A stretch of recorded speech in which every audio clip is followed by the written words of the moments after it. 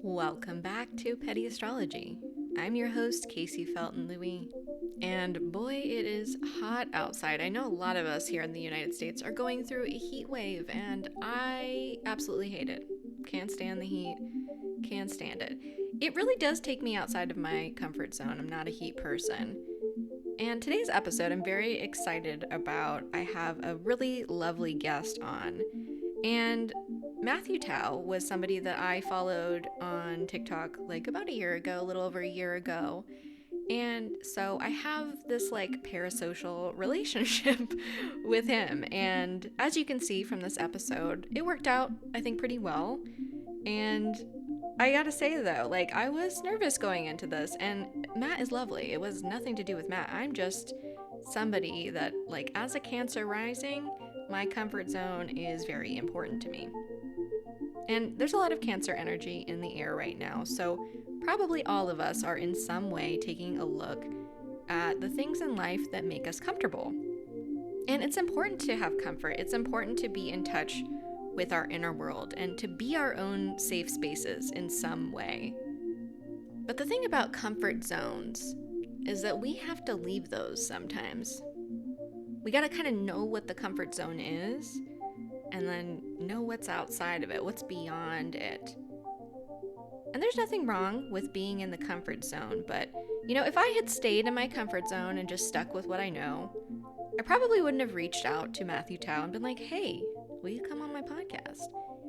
I probably wouldn't have dealt with the nervousness of interacting with a new person, somebody that I look up to. And I probably wouldn't have made this deeper connection with somebody that I really admire and respect. So I just want to shout out people that are taking a look at that. I'm with you, I'm doing it too. And we get so much from stepping outside of that comfort zone, from listening to ourselves, listening to our intuition, and being like, hey, there's actually more that I could be doing. And yeah, it might be uncomfortable at first. You might be nervous. You might be, oh, what if I say the wrong thing? Or what if I embarrass myself? Or whatever. But if we don't take a look at that, if we don't confront it and come right up to it and say, you know what? There's actually more that I could be doing here. I could push a little further. I could try something different. Because you never know what things are going to become a part of your comfort zone. Things that actually add to your inner world if you don't step out and try. So I want to applaud myself for doing that, for continuing to do that, and I want to encourage people that are listening. It is very easy for us to kind of gather to ourselves right now and be in our feelings. I've noticed that people have been generally a little bit quieter, a little more introspective, and that's good. That's good. We need to touch base with ourselves. We need to retreat. We need to create those safe spaces for ourselves.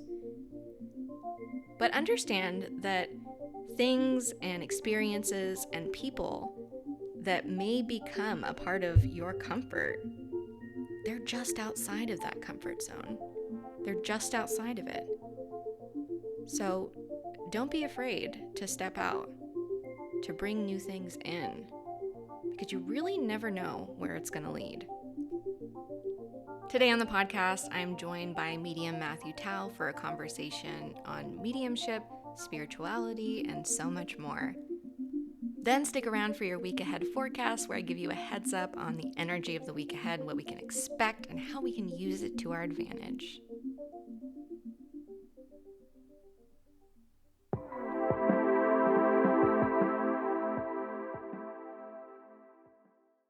All right, I am pleased to be joined by medium Mathew Tow. Welcome to Petty Astrology. Thank you for having me, Kaycee. I really appreciate it. Thank you for being here. So, I have been a fan of yours for some time now.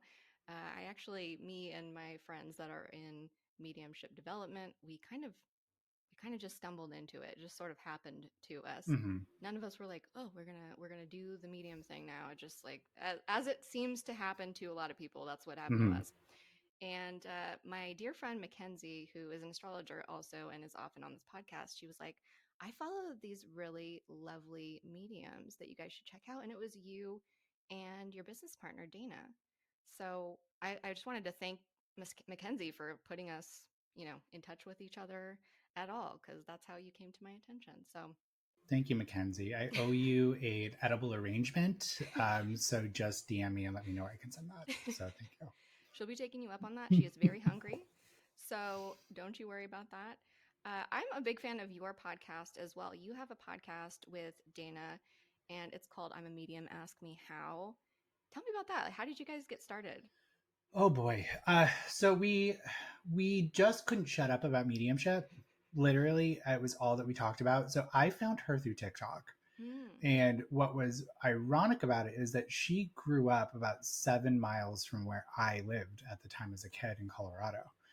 And so she would drive by my grandma's house every single day. And I just happened to be like, I think I know her. And I don't know how I know her because I saw her reading on a live. And so then we just got to chatting, and I was doing at that time Yellow Pages of Psychics because I loved mediumship and I like watching really great mediums work. And I was like, why aren't these people being talked about enough? Like, I'm seeing all these people on TikTok with really low numbers that were doing phenomenal work. And I know that she had secretly told me, and if I'm supposed to talk about this on the podcast, whatever, it's now part of it. So she's going to have to accept it. Is that she was hoping that I would make one on her. And I Oh, made one on her without knowing that. And so then we became really good friends and we started teaching first. And that was something that we'd always agreed on, that our friendship came first and we would never do anything that was not going to be fun. We're like, if there's no fun in it or we're dull, we're not going to do it. And so we ended up teaching first from my memory, and then we ended up creating the podcast. And so we really wanted it to be something that made it tangible for people to understand that it's not woo as much as we make it out to be and how much Hollywood makes it out to be, that it's really accessible. And so that's something that we just ended up having a jumping off point, and we just kept going and going in episodes and episodes later. I love it. I love what you guys are doing. It's very sweet for me to watch you because I know that you're friends and you guys talk about your Mm-hmm. friendship and relationship to teaching. So I feel like that adds just another special element to it. But the information that you guys provide has been really helpful to me as I've been on my development journey. Mm-hmm. And it's just so nice to have resources for people that are pretty grounded, I think, in the way that they approach this work. Mm-hmm. So, how did you get into mediumship? Oh, I stumbled into a metaphysical store just like everybody else. I walked in one day and I went through the shops. I was looking at the crystals and all that stuff. And at this point, I wasn't spiritual at all.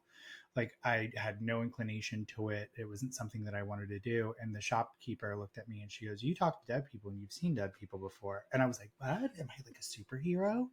Because she made it like seem really exciting. And I was Mm-hmm. like, "Okay, cool."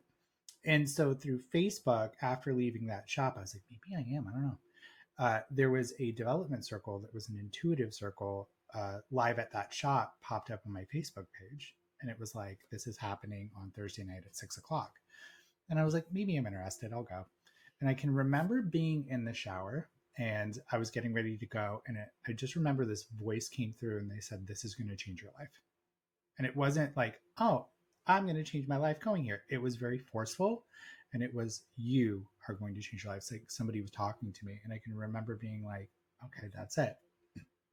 I walked into the development circle.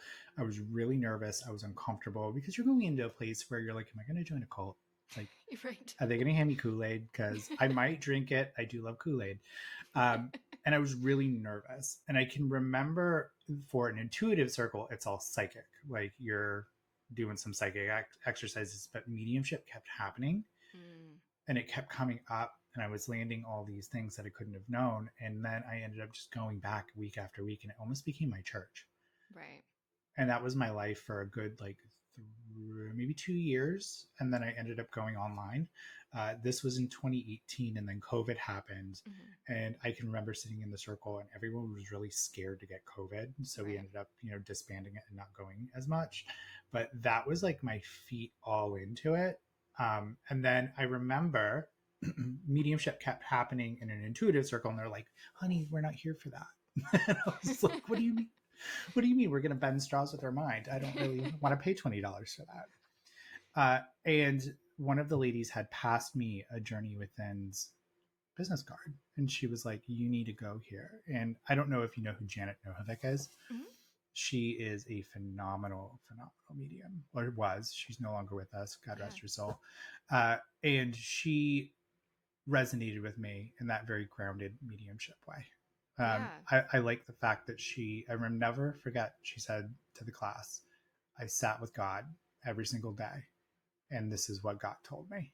And it was a personal relationship. And I think at that point, something in her book, I haven't read her book, I'm sorry, Janet, said that the church didn't like the fact that she was talking to spirit.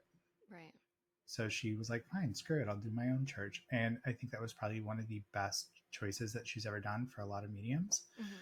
And it was a really great introduction for me to really grounded mediumship, because I walked in and the first thing that they said in that circle is, "We don't do rescue circles.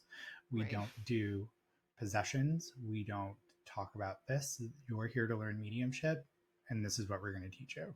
And I never looked back.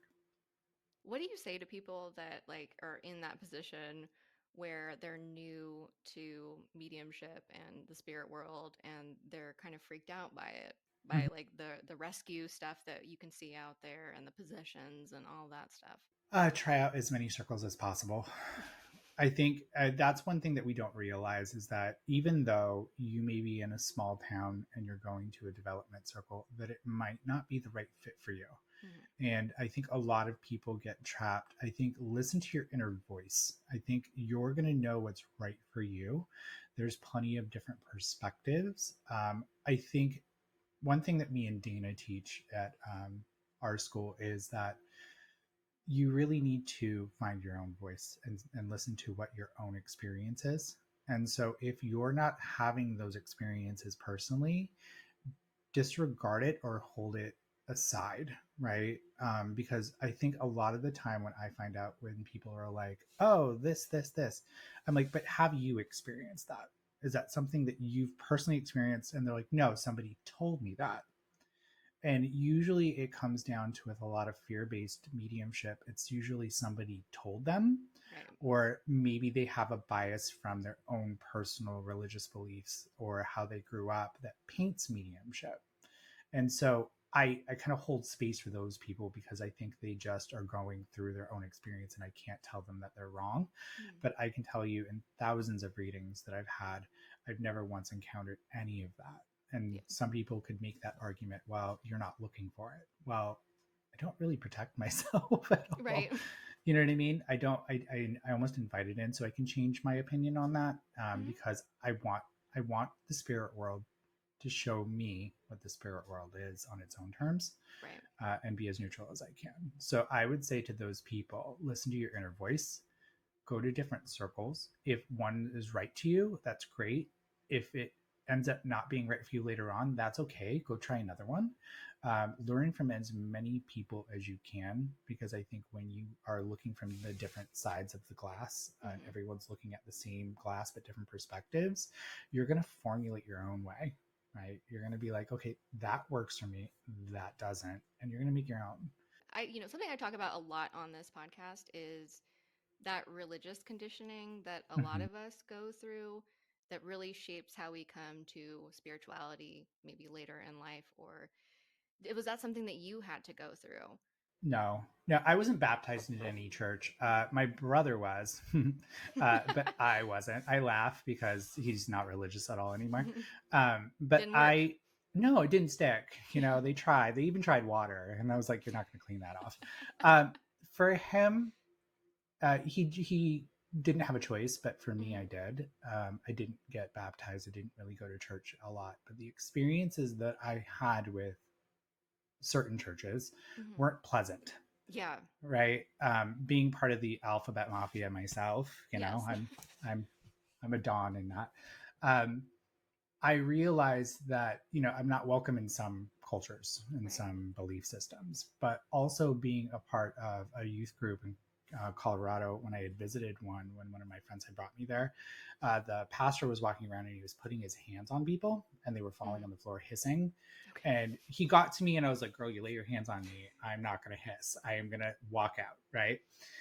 So it was a lot of shock and fear.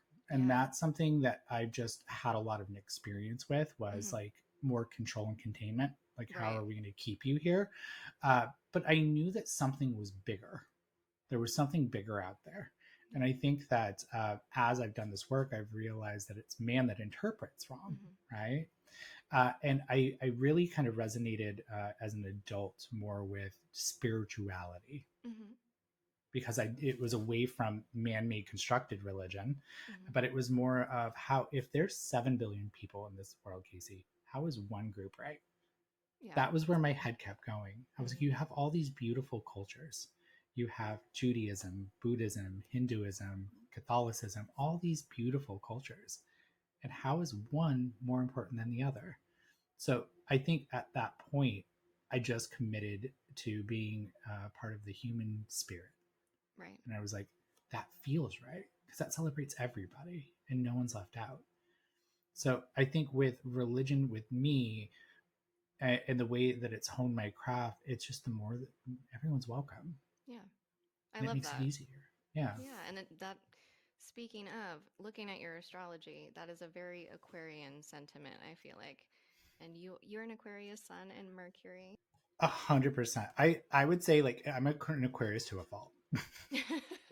You do feel very Aquarian to me. Oh, Like, for sure. yeah, and you are very intelligent, and I think that that really comes across. But I also just really like the way that you speak with a sense of confidence and authority in what you know. Like, you know that you're good Hmm. at what you do, you know that you have these experience and the training. And I just love to watch you not back down from that. And I think that there can Yeah. be a lot of pressure, especially like online with all kinds of like conversation and, Hmm. people get points for going at each other and stuff. And I just have observed you stick with what you know. Hmm. It's tough. I can tell you, being because my opinion isn't popular. Like, once I'm like, demons aren't real, they're like, oh my god, I slayed like the darkest demons on the internet, and I'm like, oh my god, Rude. girl, simmer down, buff. Um, but for me, I know it's not a popular opinion. Hmm. And so I prepare for the backlash and the pushback, Sure. because I don't want to invalidate somebody's experience. But then I'm looking at all these people that are being left vulnerable and powerless. Yeah. And so I think what really drives my passion and my education and my confidence is, I'll never forget, I was in a reading, and they had gotten a reading from a famous medium. We're not going to say their name. Uh, but they had gotten a reading, and this medium had told them, your loved one's trapped, your loved one's stuck. Right. And I never forget her reaction. She turned to me and she goes, I was preparing to take my own life that night Oh, because I wanted to go save my loved one. that's horrifying. And so it got me thinking. I was laying in bed and I'm like, here I am, as lucky as I can be to lay my head on my pillow and not think about, because I had just gotten a reading from a student earlier that day and it was beautiful. And I'm like, I'm so lucky to be able to lay my head on my pillow knowing my loved one's okay. And this poor person has to lay there with no closure Yeah. at all, at all. And they have to wonder if today is the day that their loved one crosses over. And so I look at that as more of an empowerment to these people. So I think when I say my confident statements, I'm more trying to just reassure somebody who's had their loved one take their own life, know that they're okay, and that maybe it was just the medium's interpretation of what had happened. And so that they can lay their head on their pillow at night and grieve in peace, right? I think a lot of mediums, when they're out there working and not having a sense of control in what Hmm. they're saying or thought, Yeah. and that's not belief system. Like, you can believe what you want to believe, but like, we can do it in a better way, right? We Absolutely. can Yeah. do it in a kinder way. But it's not easy. I do get a lot of pushback for it. Yeah. I I do think that for me, my boundary with that stuff is like, is it causing harm to people? And like the example Mm-hmm. that you said, absolutely. Like, that's super harmful to tell Mm-hmm. people these things that are so emotionally affecting. And like, there is a certain amount of power that we have as readers. We have to be very careful about what we say, and the way that we say it is something that I have observed. And Mm-hmm.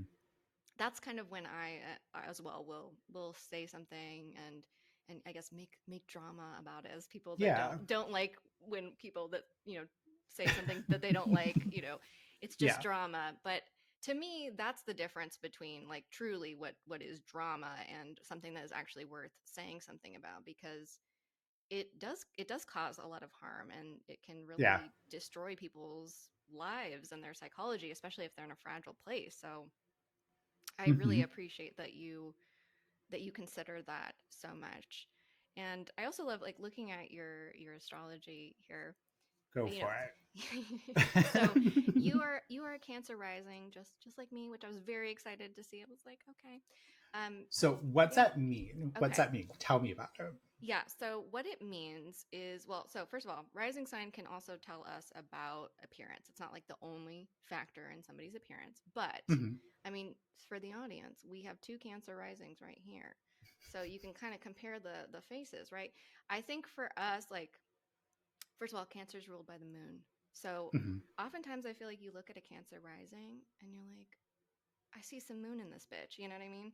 Oh yeah. Um, I notice we have very watery eyes with that Hmm. water rising sign. So that's another thing that I think is pretty common with us. We tend to have some roundness to the face. It's not, like we don't all look the Interesting. same. Yeah. So there can be also a little bit of a glow to us, like the moon. It's moon vibes. We also tend to be very physically intuitive. And Hmm. that was something that was kind of like wild to me as I started learning astrology. And then eventually I came to intuitive work and mediumship. And I was like, holy shit, my whole life, that's what that was. Like, I just thought, I've been told I've been too sensitive, Hmm. crybaby. That might have been something that you heard as well. Did your parents drop me off at my parents' house? Because that sounds oddly familiar. Right? It's actually really funny. This is not super related to any of this. Before I even saw your astrology, I would joke to my friends. I was like, I feel like Matt looks like what I would have like an older brother look like. And I and then Hmm. and then I looked at your chart. And I was like, oh, we're just Cancer risings. Yeah. Like that's the vibe. That's just like some of the stuff that kind of comes to mind. Oftentimes with Cancer risings too, there's usually some family stuff going Hmm. on. There's like some, and everybody's got that, but I feel like it's a little more pronounced for us. And we both have, like, you and I both have 3 planets in the fourth house, so I'm sure we've got like a lot of family stories that we could Do you want to exchange. trade? Let's Yeah, play a game. yeah, we could be here all day with that. But the other thing that I wanted to point out, so because you're Cancer rising, we have a similar layout for our chart. Just means like the houses kind of start in not the same but similar enough places to where Hmm. we probably have some stuff in common. Put it that way. And so for you, like your sixth house, which is work, it's our health, it's how we are of service in the world. And so you've got Neptune there, you got Jupiter there, and your Venus there. And so like it's in Sagittarius is the sign on the cusp there. And so just you as an educator, like that's like multiple, ding, ding, ding in there as an Hmm. educator. And also, Neptune's in there and you do intuitive work. So it's just kind of like, no shit, you teach mediumship. Yeah. God was like, we're gonna need vaulted ceilings and mediumship. Thank you. Yeah, In these exactly. houses. Exactly. Exactly. I mean, you have an eighth house sun too. That's very, very talking to dead people vibes. Eighth house is that's kind of the mediumship place. Oh. One of them. I would say eighth house and then 12th house would maybe be like secondary. It's a little bit different. But and then you have your moon in the 12th house as well. So you just have a lot of like intuitive markers. Oh. Shocking, I Oh. know, for the medium. I know, That's exciting. right? It's almost like astrology is reflective of our lived experience. It's so funny because I've never really been into astrology, but the Hmm. more that I like learning about it, the more it's fascinating. But you guys literally have like, look, I can teach you how to do dead people like this, right? Yeah. Like, but you guys have to study. Hmm. Like, you Yeah, we're literally have to study. nerds. We're And I nerds for love that real. about people. Yeah, we are really nerdy. That's the thing that I don't think people understand about astrology. I'm like, you want to become an astrologer? Have at it, baby girl. But like, you are going to be reading the most boring shit you've ever read in your life. Seriously, you gotta want it. You gotta want it so bad. It's like algebra of spirituality. It is. I'm not joking. Like it was. I remember when I was early in my studies, I was looking at it. I was like, I don't know how I'm ever gonna like be fluent in this. And now it's just like whatever, whatever. You're But like a tangent. I don't know if that's an actual astrology word, but you got those. yeah, Oh man. But I it is can't very do it. nerdy. Yeah, I bow down to you. I can't do it. I literally can't. that's okay. That's okay. I'm happy to be the nerdy astrologer and like translate it for people, Okay, and good. that's I don't know that I'll ever. I'm not. I don't know what it is. I'm not like I have another friend of mine who is often on this podcast, Jen. Mhm. Wonderful teacher. I'm just not. I'm not a teacher in the same way. Like I don't see myself like sitting in front of a class and being like, "This is your son, and this is what it means." Mhm. I'll probably do it, I guess, in my own way, and like I'm writing some stuff, but it's just I don't know. Not teaching astrology is like a very particular skill that I don't know that I have. I think you could do it. You know what I Mm, see you doing? Sneaking it in, almost mm, like it's like, here's a treat, but you're going to yes, learn something. that's And kind of they're what I going to be do like, here. oh my God, Kaycee taught me that. Yeah, That's what I think you exactly. should do. Just That's go for it. exactly what I do on this podcast. Pretty much is like I just give Hmm. little nuggets and then, I'm Just like, be like, let's see what this happens. is what you need. This is a treat Yeah, for you. Okay, bye. See you later. a little I think that's sampler. successful. But Yeah, people digest it better. So yeah. like as I'm listening to your podcast, because now I'm on a rabbit hole, that's what I love. It's literally like a little like drop, and you're not being force fed. Because I think Yeah. people, especially in this TikTok society that we're Mm-hmm. in, right? It's digestible. Yes, And I think when we overwhelm people with information, it's too much. And so then it they is. give up on it. And especially with astrology, because I've seen books and I'm like, I Mm-hmm. don't got time for that. It's a lot. It is a lot to commit to. I had a really weird experience coming to astrology, and you're probably just going to be like, yeah, doing the Tell me about spirit it. work that you do. Mm-hmm. So it was 2021. I was unemployed. No, I was employed. That was the thing. I was employed. I was working on a Star Trek show. And so it Mm-hmm. was very As one exciting. does. Yeah, Mm-hmm. as one does. It was very cool. I was like having the time of my life writing science fiction. Wonderful. And then one day they were like, actually, CBS doesn't want to do this show anymore. And we're just going to pay you out and send you home. And I was like, oh, okay. That sucks. Oh no.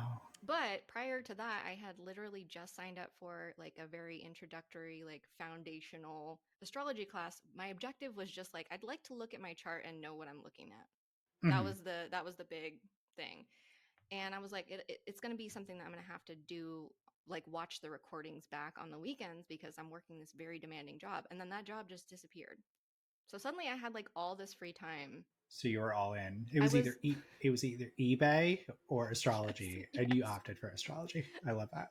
I was like, well, I guess I'm going to be like taking this class very seriously now because suddenly I have a lot of free time. And like it just worked really well for me. Mm-hmm. It worked with my brain in a way that I did not expect, and I just couldn't stop doing it. It was Did just you feel like really pulled to it? You were like, this actually like feels like me. it was like it wasn't like I knew at that moment that I was going to become an astrologer, but it was literally like something that I was just doing for fun that Mm-hmm. became very clear that I was not going to be able to just do it like a couple hours a week. It was just like I couldn't it was the way that I kind of describe it is like it's kind of the glasses that I see the world with now Mm-hmm. because it's a language. So it's like it applies to everything. It can describe everything. And so for me now, I just see everything in the language of astrology. And so like once that ball got rolling and then once it like picked up momentum, it was just like, oh, you're a fucking astrologer. Surprise. Surprise. Yeah. And then to help with the astrology, I was like, this was last year. It was March of 2023. And a friend who is a lovely medium, Carrie Wilson, she posted, I had had readings with her before, and she posted, Mm-hmm. like, I'm teaching a beginner's foundations class. And I was like, I don't know why. And I remember thinking it was really weird. I was like, I don't know why I want to take this class. And I love her. It wasn't anything Mm-hmm. about her. I was Yeah. just like, what? Why?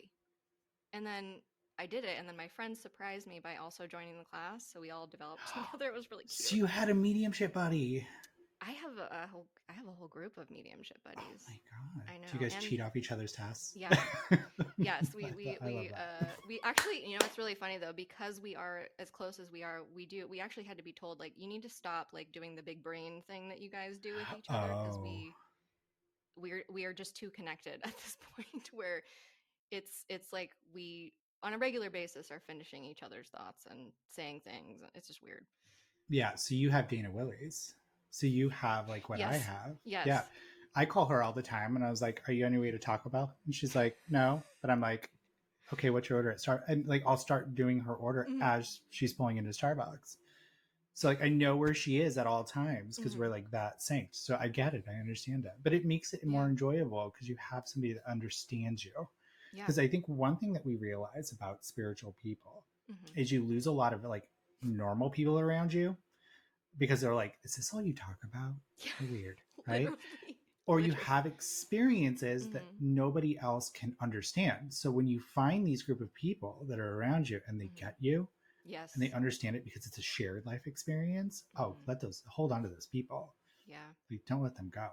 Absolutely. That's the Cancerian in us talking Mm-hmm. because 100%. it's so important. And what I realize is in both astrology and mediumship is that I feel like having that camaraderie, it makes the education part of it go a lot quicker, it seems like, Mm-hmm. because you're just bouncing off of each other, you're learning from each other's experiences and your own. So it's Mm-hmm. just it's been a really really special experience because it does feel like, when people are like, I've been getting a lot of FYP readings lately. They're like, you're finding your soul tribe, and I'm like, bitch, what do you know?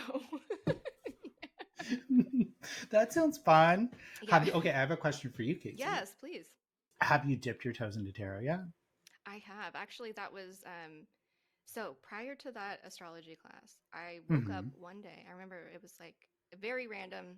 My girlfriend at the time was like, "What the fuck is wrong with you?" Because I was like, "We need to go. I need to go get a tarot deck today." Today, I just woke Get up. in the car. We're going to Barnes. Yeah, it was weird. It was actually very strange, and I just it was just like a summer day. I just like go get a tarot deck. So we were out doing our things. I got my tarot deck. I was given a tarot deck like years prior, and it wasn't until I got this particular deck that I was like, I'm very serious about it. Um, so yes, the answer is yes. I've been doing tarot. What's your go-to deck?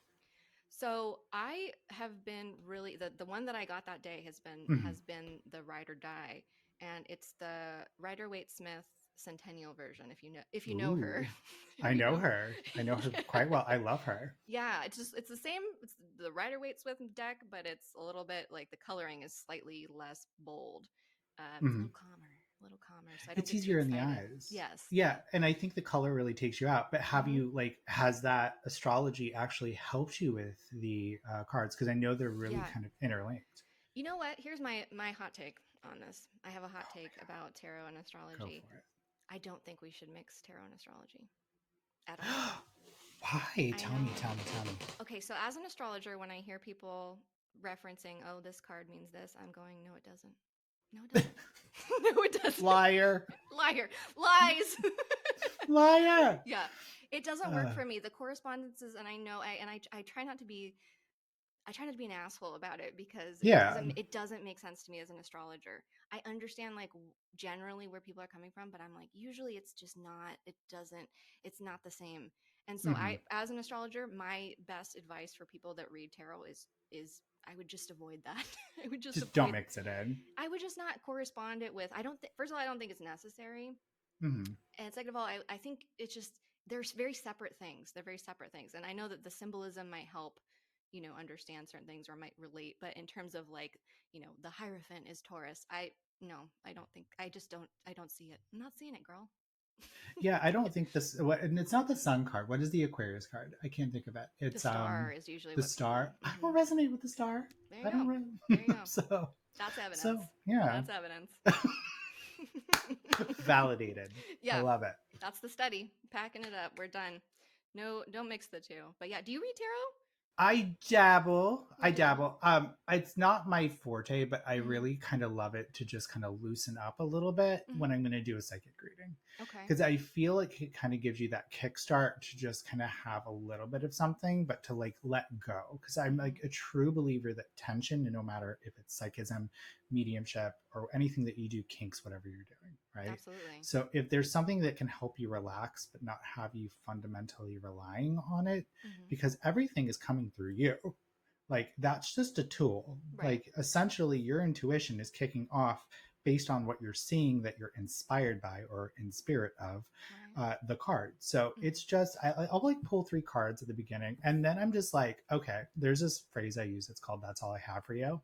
And that's usually when I take off my gloves and just kind of give it to you a little bit, where Mhm. I'm just like, okay, that's all I have for you, and now we need to talk about this, and I'll just start going off, and then I'm like, okay, I let it loose. But I just like to get it to where I can kind of relax. It's like a cocktail where I'm just like, okay, I'm just gonna have Mhm. this cocktail, relax a little bit, kick up my feet and play. Yeah. But I don't get into it where I'm like, this crab needs 98 degrees that you're going to see a bluebird on your left.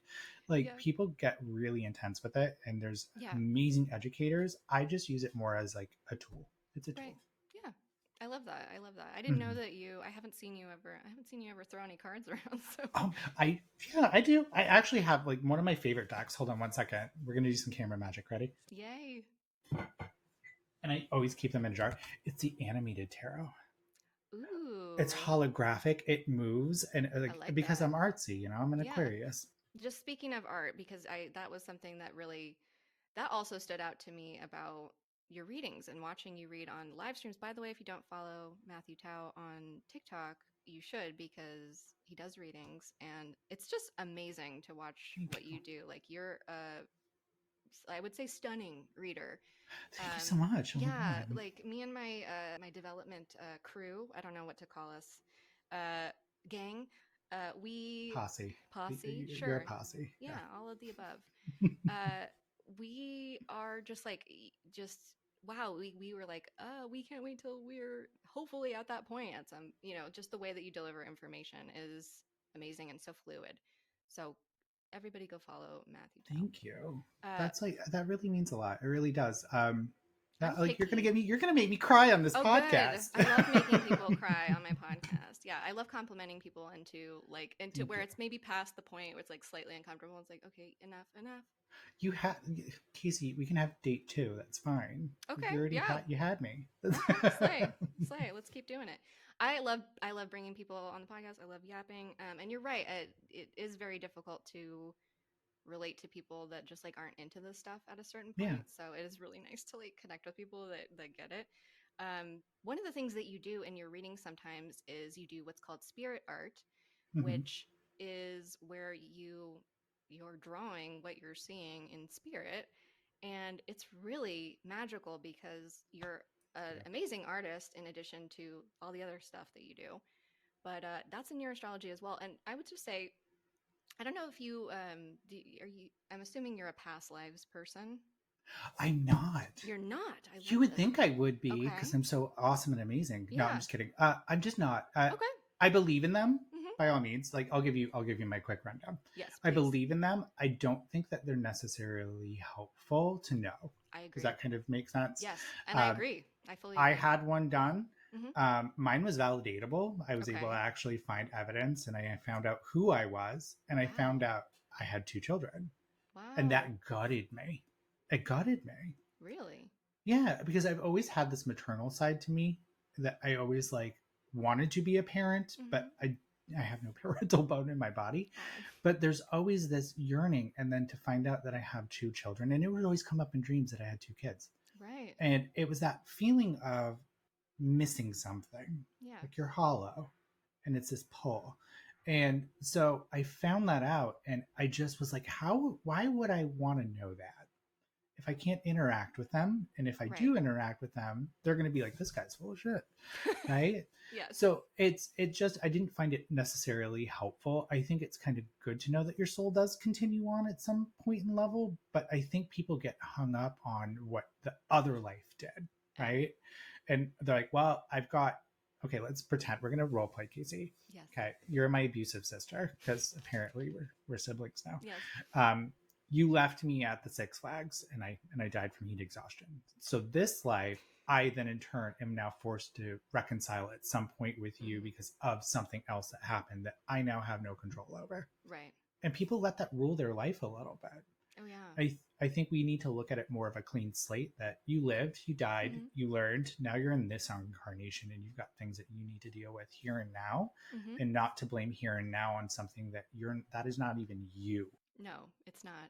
It's a part of your soul, but it's not you Right. incarnation. So that's my hot take on past lives. But continue. I didn't mean I to interrupt endorse. you. You're fine. I fully endorse that hot take. I agree. I've Hmm. said almost the same thing on this podcast previously because I do think that people tend to get really distracted by it, and it's just like we're living this life, Yeah. and it's kind of, to me, it's another form of escapism that people engage in, which is, it's fine to dabble in a little escapism, but we're here to live a life. I fully agree. I love what you just said.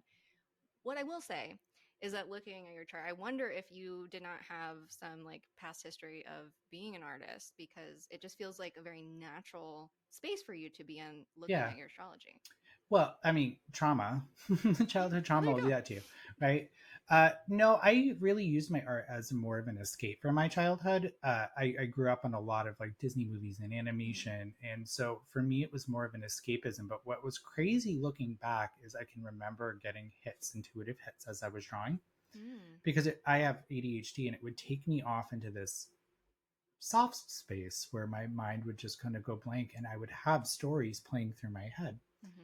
And now kind of looking back, it all kind of makes sense that I think that was some sort of guide communication, Yeah. and it kept me safe. And Oh. so I eventually, as an adult, became an illustrator or a comic book artist, and I had to draw entire Mm. comic books. And for them, it was a page a day. Like, you don't Wow. get paid until the book sells. So Mm-hmm. you need to draw as fast as you can to get it Yeah. out. So I think that we all learn skills throughout this life. And like, you may think that like crocheting is some stupid hobby, but you're learning that and you have a desire to learn it for a reason. You Mm-hmm. just don't know why and how it's going to become useful. Yeah. And so I think spirit put art in my path for this purpose, to get me to draw fast, to be able to give somebody a reading with a picture of their loved one. I think it all kind of comes together. Now, am I the most successful comic book artist of all time? No, but it really did set me up for success to be able to read within 30 minutes and have a full illustration of your loved one, of what I'm seeing. I'd say anybody that wants to pursue it, go take life drawing classes. Mm-hmm. Go draw your friends, your animals, your pets, shapes of noses, shapes of faces, but set timers for yourself. Don't worry about detail. I think a lot of people think that like when I'm drawing the spirit that it needs to be like accurate 100%. They're using my reference, but they're also flashing it at me. And so a lot of that of when I'm drawing a spirit is recall. So Right. I'm taking a memory, I'm taking an image, and if they can hold it, and the problem is with clairvoyance, it's a flash and it's gone. For Mm-hmm. them, if they want their drawing drawn, and I can't always guarantee it's going to happen in a reading, so please don't go book with me expecting it. Um, is that if they can hold the image a fraction longer for my brain to capture it, I'm able to draw it, Mm-hmm. right? But a lot of the time, it's just like a side profile, or they'll move a little bit, and I'm like, damn it, can you hold still? You're Right. dead. You don't have a lot of movement in you. But it's a skill, I think, that really kind of puts a reality on the spirit world. It's an amazing piece of evidence to be able to provide Yeah. somebody. Like, I can't think of anything that's more like, I've got him right in front of me, especially Yeah. for people that haven't had readings before. It's like, whoa. It lets them know it's real. There's an artist, and God, I'm so sorry, I don't know his name, but he is from Brazil, and I know Megan Elise is going to yell at me of not knowing his name. I'll find it, and I'll put it in your comments in your video, where he goes into a trance like state. He has sometimes he's blindfolded, where I'm Mm-hmm. like, ooh, we love a little kink, and he puts it down, and he has his paints on the side of his canvas, and he's channeling when he's doing it, and he's channeling artists, and they're Wow. painting full images with color and paint, and this is over 30 minutes while he's blindfolded or in a trance-like state. So the spirit That's world amazing. can do amazing things. We just don't know the possibilities of it until we try. Yeah. And so I encourage your listeners, try, play with it. Yeah. I think it's amazing. It's very, very cool. And what you were saying about getting like almost intuitive hits as you were doing your art, you have Uranus in your fifth house. And so that energy is very like epiphanies and just things kind of Mm-hmm. popping into your head. So it's fascinating. The fifth house is where we can express our creativity. It's, our the things that we give birth to, which includes art. So it's fascinating that you can see it very clearly in your astrology as That's well. fascinating. Oh my God. Mm-hmm. Uranus is now my planet. I love it. Uranus is your planet.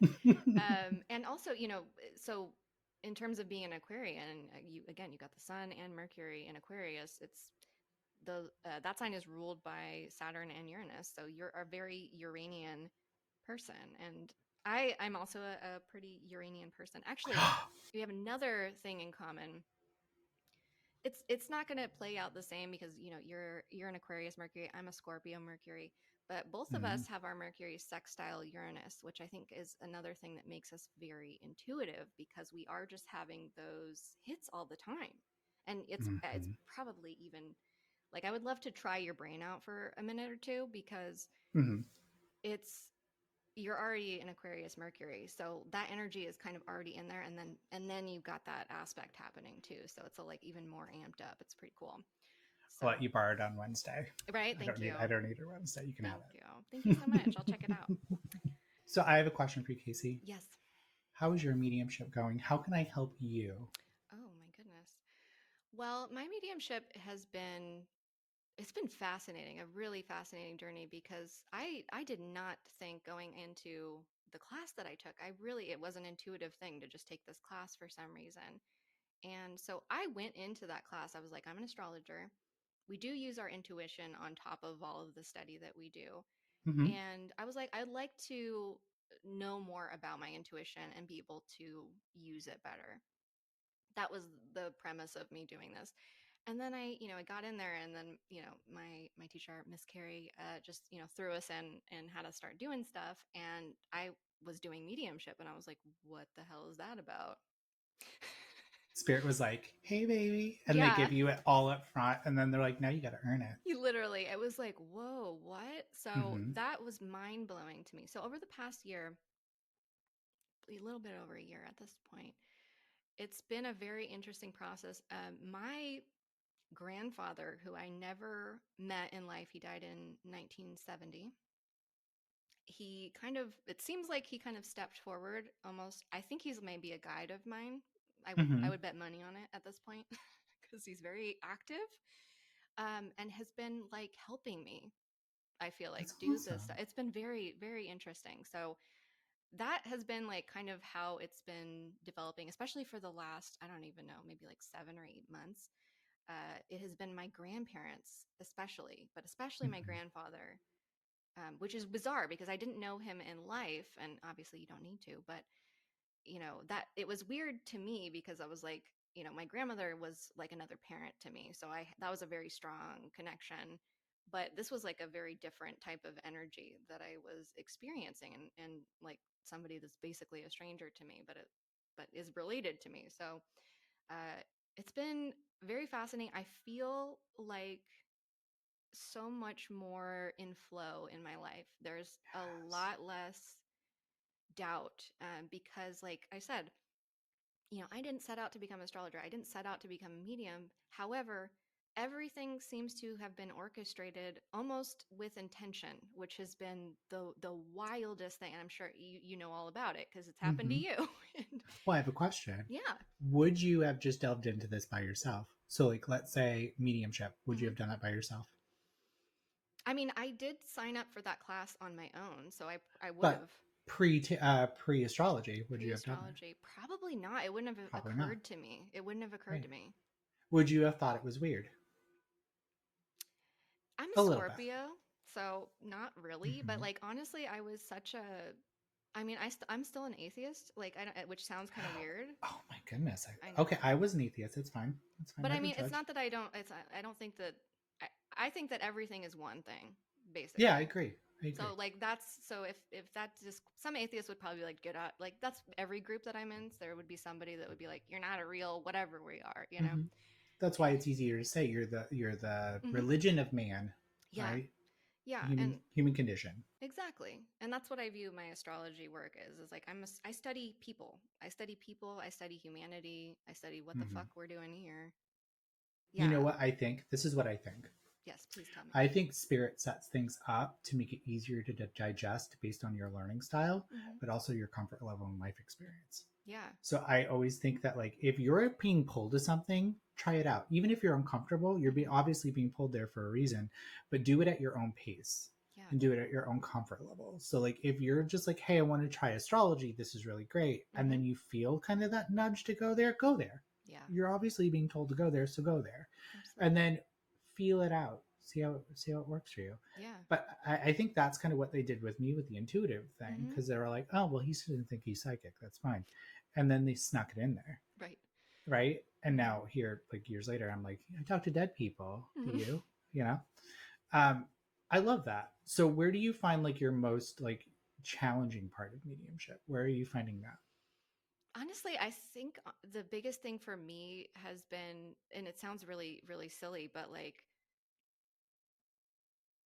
I'm kind of like awkward when I talk, which is funny because I have a fucking podcast, so this is very funny. But I Yeah. kind of am awkward when I like talk to somebody that I don't know very well, you know? And Mm-hmm. so Mm-hmm. I think right now I'm kind of training myself because I have been like very in my head and I was a very imaginative young person and stuff. And so it's kind of the same muscle, which was what I Yeah. discovered with mediumship. It was like, oh, I've been doing this my whole life, which is what my teacher told me. She's like, I think you've been doing this your whole life and just not known that's what you were doing. It'll all click. It'll Yeah. all click. And Mm-hmm. that's what, and I'm a writer too. So when I was doing screenwriting and I'm writing characters, it feels very similar to what I do in mediumship. Like I couldn't tell the difference. So Mm-hmm. I guess for me, it's been training myself to have like conversations essentially with Mm-hmm. spirit and to for it to be more of a back and forth instead of like I don't, this is very odd, but like when I have been in circles and stuff, a lot of times I'll get a spirit, they'll kind of sit down with me and then they just kind of look at me and then I feel like I'm supposed to start talking and I'm like, oh man, fuck. Yes, you are. You are. Okay, you want a tip? You want a Yes, tip? please, please. Describe your experience with them. Mm, Because I think one thing mediums discredit is they think that automatically we have to know 100% about the spirit yeah, communicator before we can start going, or we have to wait for them.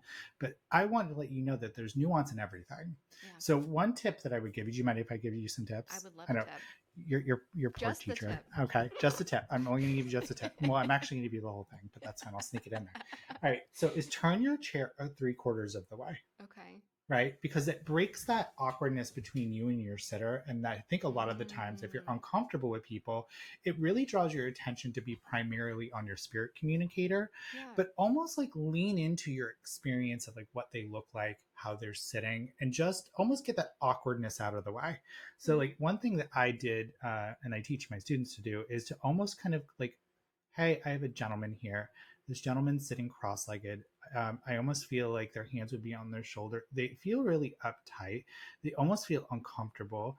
And I feel like their right shoulder is going up a little bit, but I almost feel like this stagnance with them. And then just let it rip mm-hmm. and just let yourself talk. Yeah. Even if you feel like you're not going to be correct, trust it because Mm-hmm. that's your experience with Yeah. this person, just like as if they were living, Mm-hmm. right? So I think when you kind of learn, and I know you said earlier, I want that flow. Mm-hmm. It's almost allowing yourself permission to be wrong, Yeah. Absolutely. right? And when you break that tension and you break it and you're just kind of starting to go by your own experience, that information came from somewhere. Yeah. And so when you notice that with mediumship, it's two energies that rub on each other, Mm-hmm. they're impressing that feeling on you. And Right. we always discredit that Mm-hmm. it's us, but that Mm-hmm. information was handed to you. Absolutely. So I want you to like really just have fun in those moments where it's just like they're awkward and they're sitting there. Like play with that. Okay. Have fun with it. Like almost like give yourself permission to just kind of go, I'm gonna be wrong, but this is what it is. And then just check with your sitter. Do you Yeah. understand them sitting that way or them being Mm-hmm. awkward just staring at you? And Yeah. just see how it feels. Yeah. So that's my little tip for you. And I That's think that if great. if you play with it more, you won't have that tension and awkwardness because your attention is going to be on somebody that you can't see versus the person that you can, and Right. that expectation of you being right is now Mm-hmm. vanished, Yeah. and you're That going to just let them clicked for speak. me. That was a great tip. That was a great tip. And it's funny because yeah, it's just a matter of like getting very comfortable. I would say that one thing that I've noticed through development is that, coming from being an astrologer, doing development, I am a lot less afraid of the nose now in every Yeah. area of my life, which has been probably my favorite thing about the whole experience, because you have to be okay with getting nose, and Hmm. it's just, it becomes like not a big deal. And so I really am so grateful that through the development process, like, that weight has been taken off of me. Yeah. It's been wonderful. You've learned to trust yourself, but you've also learned to trust the spirit world because you know that it's not necessarily a no forever, Hmm. and that they could be giving you something that could be associated with their the sitter's loved one, or the Yeah. person receiving the reading's loved one. Let me talk like people don't know mediumship, Matt. Hmm. Uh, but also, it could happen later on, Yeah. right? And I think the most beautiful readings, whether they're psychic, astrology, or mediumship, are things that are almost breadcrumbs to let them know that I'm going to be watching you in the future as well, Yeah. right? And this is going to happen. And so there's no pressure in Hmm. no. Actually, no is a celebratory word. Hmm. And I think when you truly know and you get a no in mediumship, you'll feel it and you'll know it's wrong before it even comes out of your mouth. Like you'll Right. start to say the word and you're like, ah, that's going to be wrong, right? Because you learn to trust, Right. and you learn to trust the power of the spirit world that's going to guide you to where it needs to go. And those are the most moving readings. Like Hmm. I've never seen a platform medium. Now you can either agree to disagree, that has wowed an audience in platform mediumship Hmm. with all yeses. Right. Have you ever noticed it's usually the ones that get the no and then Hmm. they rephrase it just a little bit, or they kind of work into it, that it ends up being like, oh my God, that's amazing. Yeah. Because that moves people. Hmm. And so don't be afraid of the word no. Yeah. I think too, it seems like the spirit world kind of sets us up to take the nose, and it can be more impressive, like you're saying, to turn it around after getting no's, and then prove yourself. It's almost like even more impactful, because I had a reading, actually it was with Dana, and it was on a live stream, and I was like, I had the weirdest experience with that reading because of what I was just experiencing, like in that moment. I had this, like, I've had readings before, plenty of readings. I had this rush of physical energy. And that experience gave me a lot of sympathy for sitters, and like sometimes the psychic amnesia that they'll have, because it was Mm-hmm. like totally disorienting in just this really physical way. And it was just, yeah, it was fascinating to go Do through. you know what that was though? What That was was it? that was the spirit world, and the Yeah. way that it radiates off the medium and it almost moves you. Hmm. And that is really disorienting. It was. And so I give you credit because I listened to that. It was a Yeah, beautiful reading. it was. But you could hear it how you were touched. It And I was, think yeah. that's what the spirit world wants. So if Hmm. I was to give any parting advice before, I know we got to wrap this up. I gotta respect boundaries. Um, and she has no boundaries, but I like it. Um, is that the spirit world wants, whether you're an astrologer, a Hmm. psychic, or all that, they want you the best in your craft. Hmm. They want you to work on yourself so you can be the best vessel that you possibly can be for other people. But they want you to know that you're a part of them and they're a part of you, and how accessible and easy they are there, and that we don't need to search far and high. But all you have to do is go with internal and sit Hmm. with yourself. Take time. That's the reason why we meditate, right? We want to Yeah. sit within our own self. And so trust your voice, that you're unique and that you were designed perfectly perfect by the universe to place you in your seventh house of Uranus to be exactly where you are. Okay, so I'm going to leave you with that. Trust yourself. You're the truth. The spirit world's the truth. That's all I got That's to say. that was beautiful, Mathew Tow. Well, thank you for being here. I would Welcome. love if people that listen to this podcast would check you out on TikTok. As I said, you're a phenomenal Thank medium, you. reader, and I really enjoy your podcast. It's called I'm a Medium. Ask Me How if you're looking to learn more about mediumship and your intuition, or if you just want to get readings and hear more about that process. It's a really great educational resource. And thank you for being here. Thank you so much for coming on Petty Astrology. Thank you. And thank you for having me. I think I just fell in love with you. So, Dana, watch out, girl. Watch Oh my out. God. Like, what a compliment, but also like slay. All right.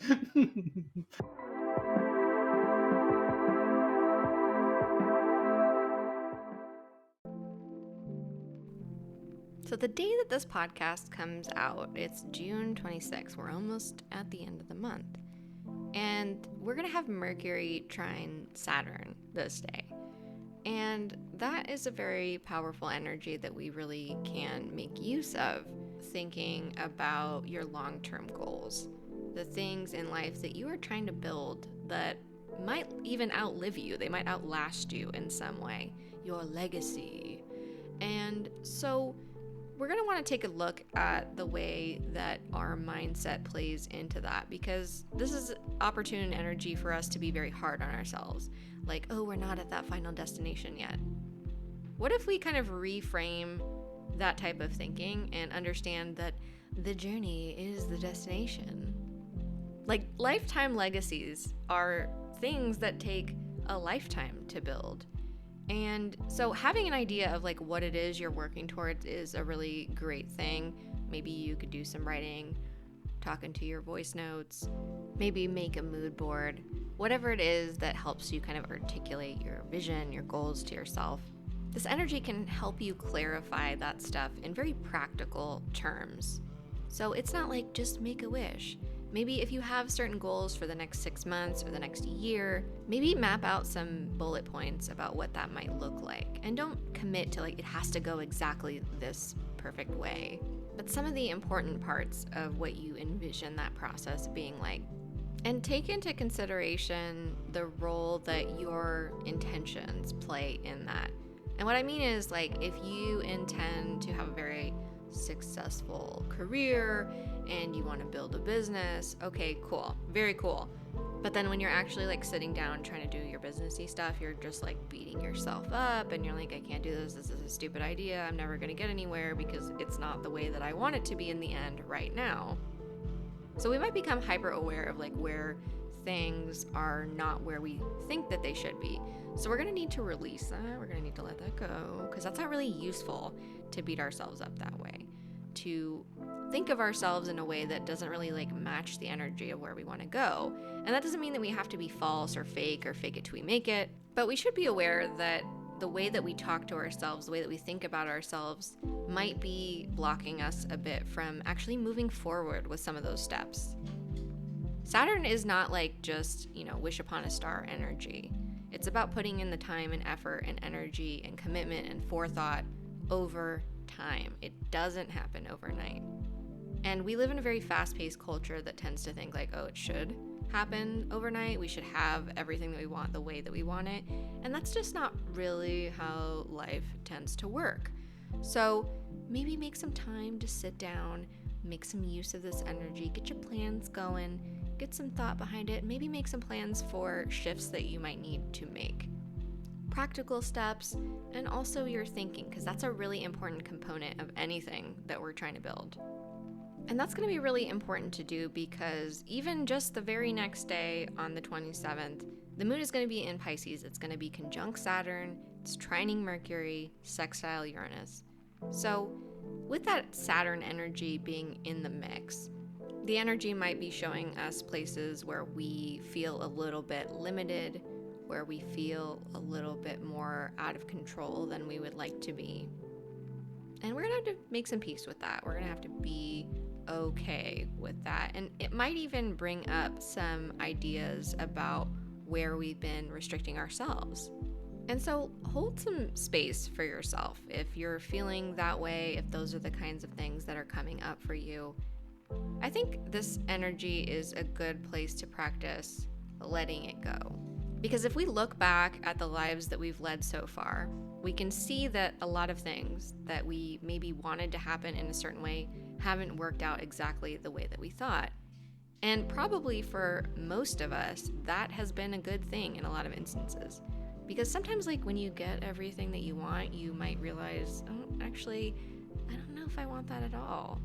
And so understanding that where you are is just fine. Even if you don't love where you are, it's where you are. It is the place that you're building from. And with this energy too, very much seeing like if there are roadblocks in the way, there's also a lot of opportunity for a better sense of what we can do to kind of break out of some of those restrictions. So be open to using these moments where things might feel a little heavier, be open-minded, because they may very well invite innovative solutions. And we love that. We love an innovative solution. We love doing things that maybe we hadn't thought of before. And those are the kinds of moments that, like, once you kind of practice coming up against the things in life that are hard, that suck, and you kind of get yourself through them, I think it becomes a little easier to roll with the punches. And not to say that, like, we can't ever be sad again, or we can't have difficulties, because we can. That's part of the human experience. But if we look at those moments as opportunities to move differently, to strategize, to step outside of the existing box of our reality up to this point, there's always new stuff happening. There's always new energy coming. You are never, ever stuck. You're not stuck. And I know that the world is very dire. I know that a lot of people are struggling, and I'm not invalidating that or discounting it whatsoever. We have a lot of systemic things that need to change. But we have to keep ourselves out of a place of defeatism, of everybody's out to get me, nothing will ever be right again, because that makes it a lot harder for us to take the power that we do have in front of us to collaborate with other people and work to make the changes that we collectively need to make. And then Friday, June 28th, Venus is sextile Mars. So, if those desires, those things that you've been thinking about, they might come up and might even fuel you into this following day where you can actually, like, take some good steps, make some moves, do the damn thing instead of just thinking about it, worrying about it, feeling your feelings about it. Actually do the thing. And then Saturday, we've got Saturn stationing retrograde, and that's happening at 12:06 p.m. Pacific time. And I just want to remind everyone listening that retrogrades are not bad. We probably will see people on the internet just saying stuff about Saturn retrograde, blah, blah, blah, what does it mean? And it's not a bad thing. Retrogrades are never a bad thing. And in fact, I feel like this year has gone by very quickly. And so with Saturn stationing retrograde, time is going to slow down a little bit. This year has felt very fast. And so with this retrograde, it's going to put the brakes on things just a little bit. And that doesn't mean that our lives aren't going to keep moving forward. But the energy, the quality of it is going to change. And this is a collective experience, okay? So everybody on planet Earth is experiencing this retrograde. The energy might be a little bit more internally focused than looking out at the rest of the world.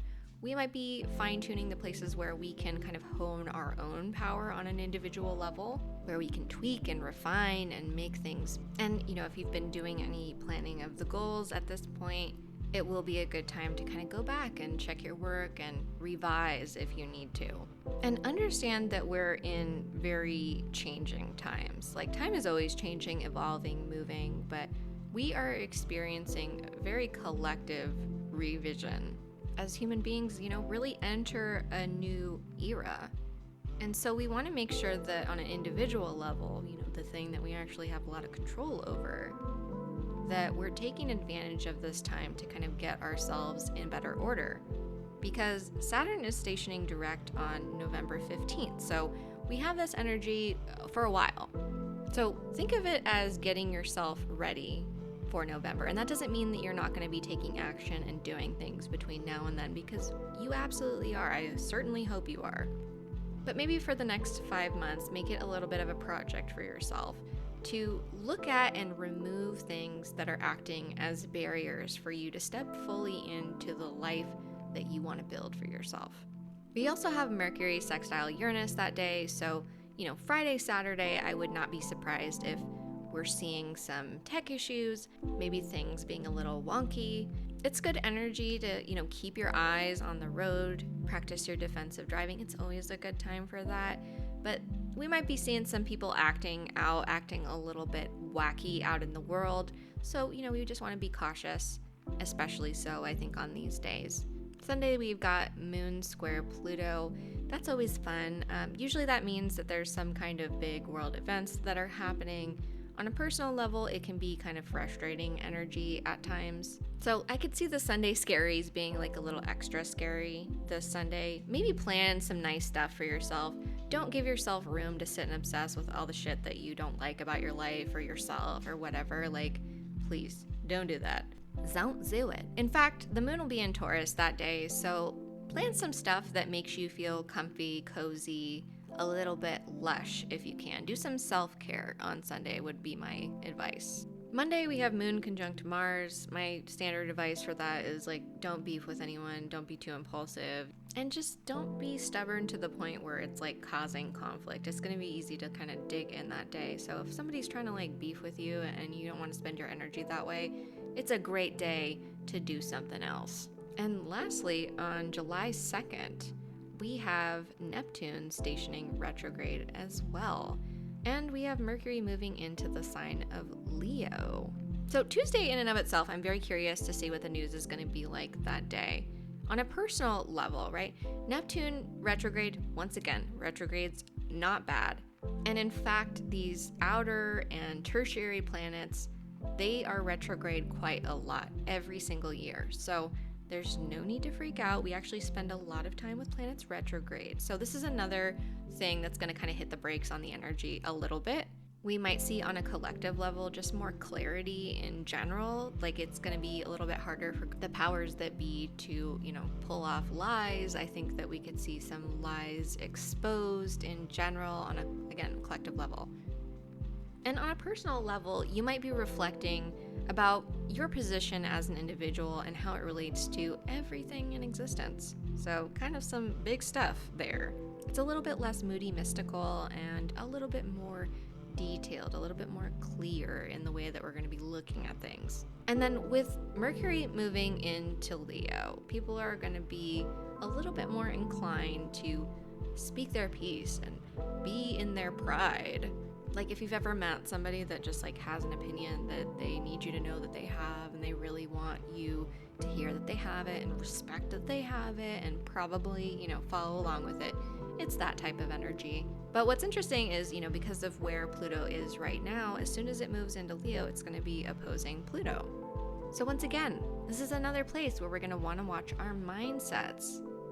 We're going to want to watch our thinking. We're not going to want to go down those rabbit holes that are being offered to us if we don't want to go down those rabbit holes. It's also an opportunity for us to be a little bit more creative, a little bit more playful in how we speak and how we operate. So play with that. Invite some creativity in your life. There's a lot of opportunities in this coming week for creativity to be very generative.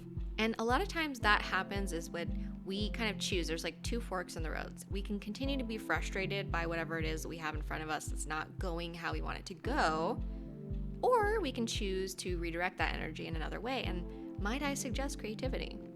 And if you're like, oh my God, I can't draw, I can't paint, what did you like to do when you were a kid? Like just for fun, just for shits and giggles. Try doing some of that stuff. And understand that like everything that we do can be creative depending on how we approach it. So just listen to whatever is calling you, because this is great energy to empower yourself to be more playful with your energy, to not take things so serious. And we've got a lot of Cancer energy in the air right now. It is Cancer season, so things can feel very heavy. But I find that like creativity and play and heaviness can kind of all coexist. And we can kind of channel that energy differently when we kind of get our hands in the clay or take out that coloring book. It doesn't have to be hard. So I really want people to lean into that constructive, positive energy this week. 2024 continues to be exciting. It's exciting for everyone. And my advice to this whole thing is ride that wave. Things are changing, and that can be a really great thing for us.